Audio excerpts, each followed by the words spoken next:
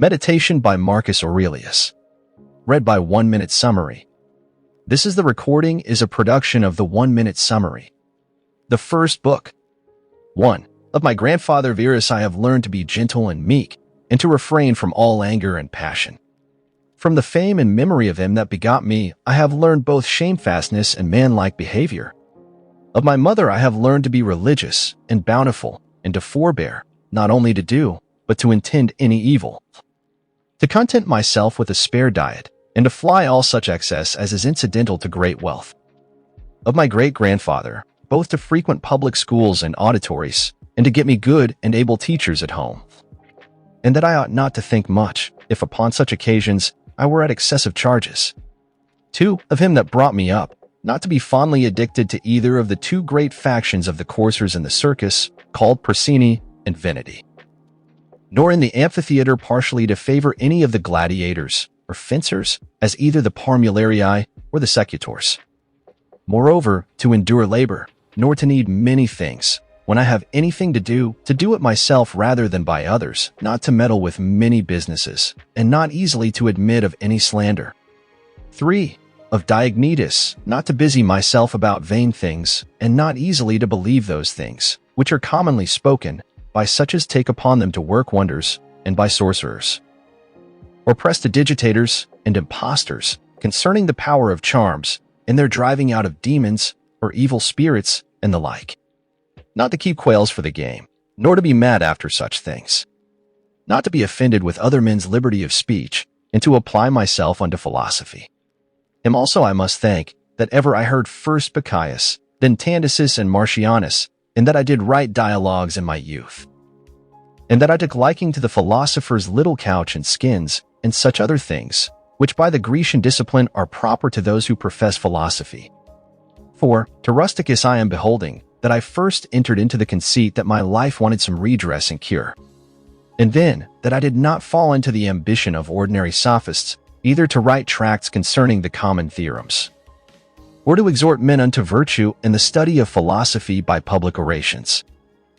As also that I never by way of ostentation did affect to show myself an active able man, for any kind of bodily exercises, and that I gave over the study of rhetoric and poetry, and of elegant neat language, that I did not use to walk about the house in my long robe, nor to do any such things. Moreover, I learned of him to write letters without any affectation or curiosity, such as that was, which by him was written to my mother from Sinuessa, and to be easy and ready to be reconciled, and well pleased again with them that had offended me, as soon as any of them would be content to seek unto me again. To read with diligence, not to rest satisfied with a light and superficial knowledge, nor quickly to assent to things commonly spoken of. Whom also I must thank that ever I lighted upon Epictetus's Hypomnemida, or moral commentaries and common factions, which also he gave me of his own. 5. From Apollonius, true liberty, and unvariable steadfastness, and not to regard anything at all, though never so little, but right in reason. And always, whether in the sharpest pains, or after the loss of a child, or in long diseases, to be still the same man. Who also was a present and visible example unto me, that it was possible for the same man to be both vehement and remiss. A man not subject to be vexed, and offended with the incapacity of his scholars and auditors in his lectures and expositions. And a true pattern of a man who of all his good gifts and faculties least esteemed in himself. That his excellent skill and ability to teach and persuade others the common theorems and maxims of the Stoic philosophy. Of him also I learned how to receive favors and kindnesses as commonly they are accounted from friends, so that I might not become obnoxious unto them, for them, nor more yielding upon occasion than in right I ought. And yet so that I should not pass them neither, as an unsensible and unthankful man. 6. Of Sextus, mildness, and the pattern of a family governed with paternal affection, and a purpose to live according to nature, to be grave without affectation.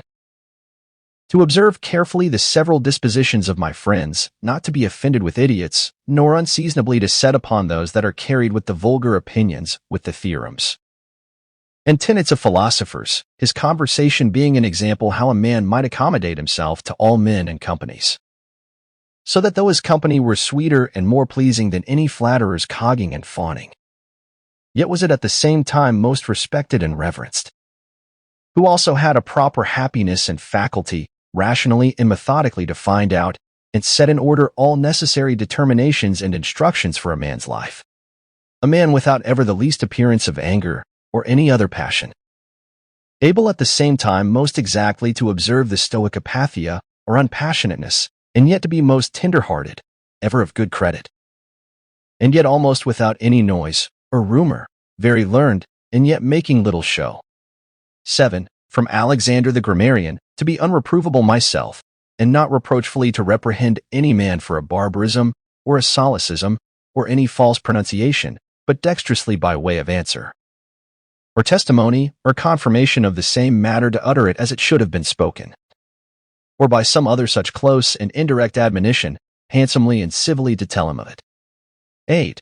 Affronto to how much envy and fraud and hypocrisy the state of a tyrannous king is subject unto, and how they who are commonly called that ID nobly born are in some sort incapable or void of natural affection.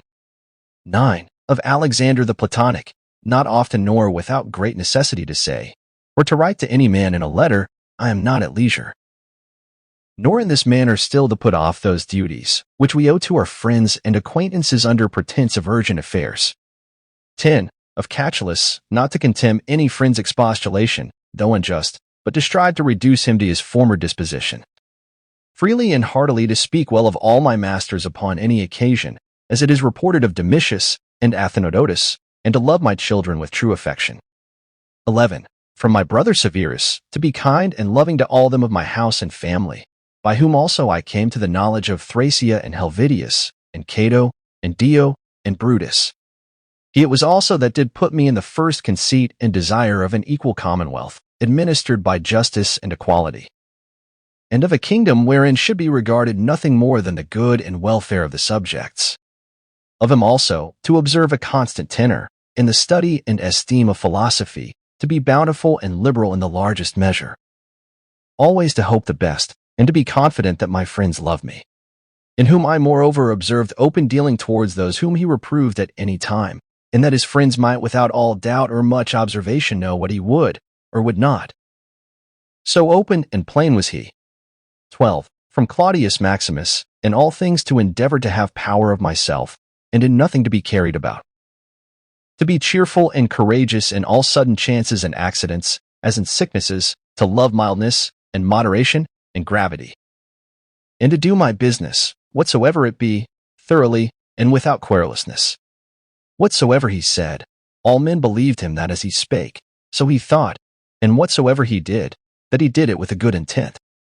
His manner was, never to wonder at anything, never to be in haste, and yet never slow, nor to be perplexed, or dejected, or at any time unseemly, or excessively to laugh, nor to be angry, or suspicious, but ever ready to do good, and to forgive, and to speak truth. And all this, as one that seemed rather of himself to have been straight and right, than ever to have been rectified or redressed. Neither was there any man that ever thought himself undervalued by him, or that could find in his heart to think himself a better man than he. He would also be very pleasant and gracious. 13. In my father, I observed his meekness, his constancy without wavering in those things, which after a due examination and deliberation he had determined. How free from all vanity he carried himself in matter of honor and dignity, as they are esteemed. His laboriousness and assiduity, his readiness to hear any man that had aught to say tending to any common good, how generally and impartially he would give every man his due. His skill and knowledge, when rigor or extremity, or when remissness or moderation was in season, how he did abstain from all unchaste love of youths. His moderate condescending to other men's occasions as an ordinary man, neither absolutely requiring of his friends that they should wait upon him at his ordinary meals, nor that they should of necessity accompany him in his journeys. And that whensoever any business upon some necessary occasions was to be put off and omitted before it could be ended, he was ever found when he went about it again, the same man that he was before. His accurate examination of things and consultations, and patient hearing of others. He would not hastily give over the search of the matter, as one easy to be satisfied with sudden notions and apprehensions. His care to preserve his friends, how neither at any time he would carry himself towards them with disdainful neglect and grow weary of them, nor yet at any time be madly fond of them. His contented mind in all things, his cheerful countenance, his care to foresee things afar off, and to take order for the least, without any noise or clamor. Moreover, how all acclamations and flattery were repressed by him. How carefully he observed all things necessary to the government, and kept an account of the common expenses. And how patiently he did abide that he was reprehended by some for this his strict and rigid kind of dealing. How he was neither a superstitious worshipper of the gods, nor an ambitious pleaser of men, or studious of popular applause, but sober in all things, and everywhere observant of that which was fitting.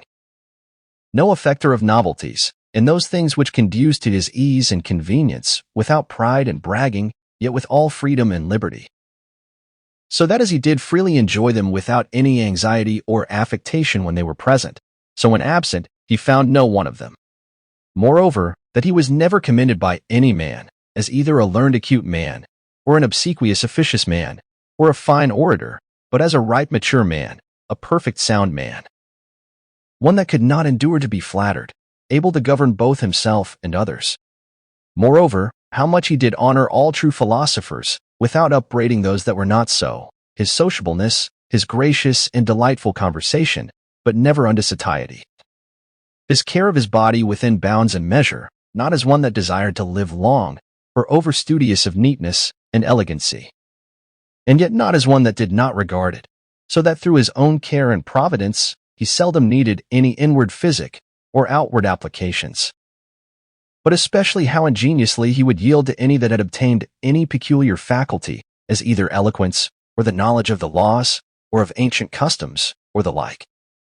And how he concurred with them, in his best care and endeavor that every one of them might in his kind, for that wherein he excelled, be regarded and esteemed. And although he did all things carefully after the ancient customs of his forefathers, yet even of this was he not desirous that men should take notice, that he did imitate ancient customs. Again, how he was not easily moved and tossed up and down, but loved to be constant, both in the same places and businesses. And how after his great fits of headache he would return fresh and vigorous to his wonted affairs. Again, that secrets he neither had many nor often, and such only as concerned public matters. His discretion and moderation in exhibiting of the public sights and shows for the pleasure and pastime of the people, in public buildings, conjuries, and the like. And all these things, having a respect unto men only as men, and to the equity of the things themselves, and not unto the glory that might follow. Never one to use the baths at unseasonable hours, no builder. Never curious or solicitous either about his meat, or about the workmanship, or color of his clothes, or about anything that belonged to external beauty. In all his conversation, far from all inhumanity, all boldness and incivility, all greediness and impetuosity. Never doing anything with such earnestness and intention that a man could say of him that he did sweat about it, but contrariwise, all things distinctly, as at leisure, without trouble. Orderly, soundly, and agreeably. A man might have applied that to him, which is recorded of Socrates, that he knew how to want, and to enjoy those things, in the want whereof, most men show themselves weak, and in the fruition, intemperate. But to hold out firm and constant, and to keep within the compass of true moderation and sobriety in either estate, is proper to a man who hath a perfect and invincible soul, such as he showed himself in the sickness of Maximus. 14. From the gods I received that I had good grandfathers, and parents, a good sister, good masters, good domestics, loving kinsmen, almost all that I have. And that I never through haste and rashness transgressed against any of them, notwithstanding that my disposition was such, as that such a thing might very well have been committed by me, but that it was the mercy of the gods to prevent such a concurring of matters and occasions, as might make me to incur this blame. That I was not long brought up by the concubine of my father, that I preserved the flower of my youth. That I took not upon me to be a man before my time, but rather put it off longer than I needed. That I lived under the government of my Lord and Father, who would take away from me all pride and vainglory, and reduce me to that conceit and opinion that it was not impossible for a prince to live in the court without a troop of guards and followers, extraordinary apparel, such and such torches and statues, and other like particulars of state and magnificence. But that a man may reduce and contract himself almost to the state of a private man, and yet for all that not to become the more base and remiss in those public matters and affairs, wherein power and authority is requisite. That I have had such a brother, who by his own example might stir me up to think of myself, and by his respect and love, delight and please me. That I have got ingenuous children, and that they were not born distorted, nor with any other natural deformity. That I was no great proficient in the study of rhetoric and poetry, and of other faculties, which perchance I might have dwelt upon, if I had found myself to go on in them with success. That I did by times prefer those, by whom I was brought up, to such places and dignities, which they seemed unto me most to desire. And that I did not put them off with hope and expectation that I would do the same hereafter. That I ever knew Apollonius and Rusticus and Maximus. That I have had occasion often and effectually to consider and meditate with myself concerning that life which is according to nature, what the nature and manner of it is. So that as for the gods and such suggestions, helps and inspirations as might be expected from them, nothing did hinder, but that I might have begun long before to live according to nature. Or that even now that I was not yet partaker and in present possession of that life, that I myself, and that I did not observe those inward motions and suggestions. Yea, and almost plain and apparent instructions and admonitions of the gods was the only cause of it. That my body in such a life hath been able to hold out so long. That I never had to do with Benedicta and Theodotus, yea, and afterwards when I fell into some fits of love, I was soon cured. That having been often displeased with Rusticus, I never did him anything for which afterwards I had occasion to repent. That it being so that my mother was to die young, yet she lived with me all her latter years. That as often as I had a purpose to help and succor any that either were poor or fallen into some present necessity, I never was answered by my officers that there was not ready money enough to do it, and that I myself never had occasion to require the like succor from any other. That I have such a wife, so obedient, so loving, so ingenuous. That I had choice of fit and able men, to whom I might commit the bringing up of my children. That by dreams I have received help, as for other things, so in particular, how I might stay my casting of blood, and cure my dizziness, as that also that happened to the Incujata. As unto Chryses when he prayed by the seashore. And when I did first apply myself to philosophy, that I did not fall into the hands of some sophists, or spent my time either in reading the manifold volumes of ordinary philosophers, nor in practicing myself in the solution of arguments and fallacies, nor dwelt upon the studies of the meteors and other natural curiosities. All these things without the assistance of the gods and fortune could not have been. 15. In the country of the Quadi at Granua, these betimes in the morning say to thyself, this day I shalt have to do with an idle curious man, with an unthankful man, a railer, a crafty, false, or an envious man, an unsociable, uncharitable man. All these ill qualities have happened unto them, through ignorance of that which is truly good and truly bad. But I that understand the nature of that which is good, that it only is to be desired, and of that which is bad, that it only is truly odious and shameful. Who know moreover that this transgressor, whosoever he be, is my kinsman, not by the same blood and seed, but by participation of the same reason, and of the same divine particle. How can I either be hurt by any of those, since it is not in their power to make me incur anything that is truly reproachful, or angry and ill-affected towards him, who by nature is so near unto me? For we are all born to be fellow-workers, as the feet, the hands, and the eyelids, as the rows of the upper and under teeth, for such therefore to be in opposition is against nature. And what is it to chafe at, and to be averse from, but to be in opposition? 16. Whatsoever I am, is either flesh or life, or that which we commonly call the mistress and overruling part of man, reason. Away with thy books, suffer not thy mind any more to be distracted and carried to and fro, for it will not be, but is even now ready to die. Think little of thy flesh, blood, bones, and a skin. A pretty piece of knit and twisted work, consisting of nerves, veins, and arteries, think no more of it than so. And as for thy life, consider what it is, a wind, not one constant wind neither, but every moment of an hour let out, and sucked in again. The third is thy ruling part, and here consider, thou art an old man.